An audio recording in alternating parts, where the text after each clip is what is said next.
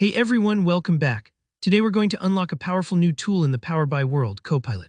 By the end of this tutorial, you'll know exactly how to enable Power BI Copilot for your organization, whether or not you can try it for free, and all the requirements involved so you're not left wondering why you can't access those advanced AI features. Let's dive right in and clear up how to get Copilot working.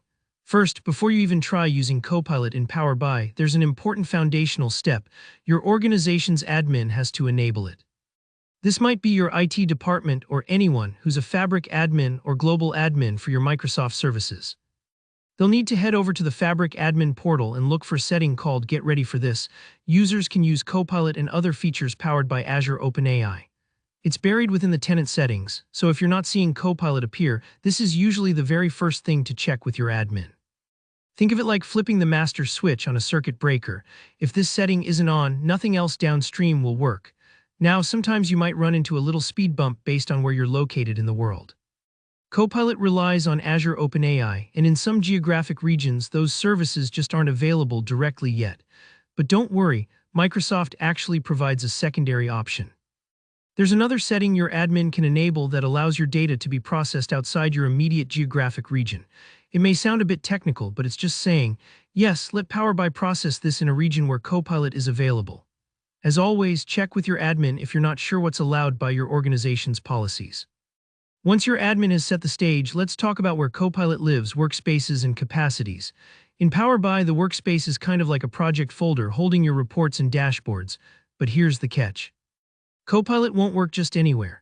The workspace you want to use must be tied to a paid capacity.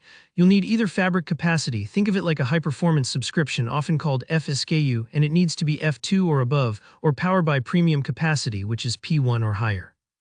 These capacities are what actually host and run the Copilot features, not just your regular shared or pro workspaces. If you're using Power BI Desktop, make sure that when you sign in, you're a member or contributor with access to at least one workspace that sits on this paid capacity. Without it, those Copilot tools will stay grayed out. Moving on to permissions, this is where a lot of new users hit a wall. Remember, not only does the admin need to flip that switch, and not only do you need a workspace with paid capacity, you also have to have the right permissions in your account. Your Power BI account needs to be an organizational account, so personal emails like Gmail or Outlook.com won't work.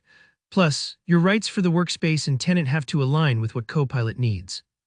I know it sounds like a lot of gates, but it's really Microsoft's way of making sure Copilot is secure and only available where it should be. Now, a quick word about what doesn't work. While it might seem tempting to try Copilot using a trial workspace or a stock keeping unit SKU, and I've seen a lot of people try, unfortunately, trial capacities don't give you access to Copilot. It's a paid-only feature, so if you flip on a basic or trial workspace, you just won't see Copilot appear. Also, remember that in regions where Azure OpenAI isn't available, Copilot could be disabled unless your admin specifically allows data sharing across boundaries. So the big question on everyone's mind, is Copilot free or can you try it out before paying? Here's the deal, there's no always free option for Copilot in Power BI. It truly requires a paid capacity. However, Microsoft does offer a 60-day free trial of what's called Power BI Premium per User, or PPU. This PPU trial gives you access to premium features, including Copilot, without having to purchase a big block of capacity up front. It's a great way to experiment and see if Copilot fits your workflow before committing. Just be aware, you can't use Copilot with the standard Pro trial. You must be on the Premium per User trial or have a full paid license for those features to light up. To wrap up, enabling Copilot in Power BI just takes a handful of important steps: admin enablement, workspace setup with paid capacity, the right permissions, and knowing your licensing options. Take your time walking through these, and soon you'll be ready to put AI-driven insights right at your fingertips. If this walkthrough helped clarify things, go ahead and hit that like button, and leave a comment below if you have any questions or want to share your own experience setting up Copilot.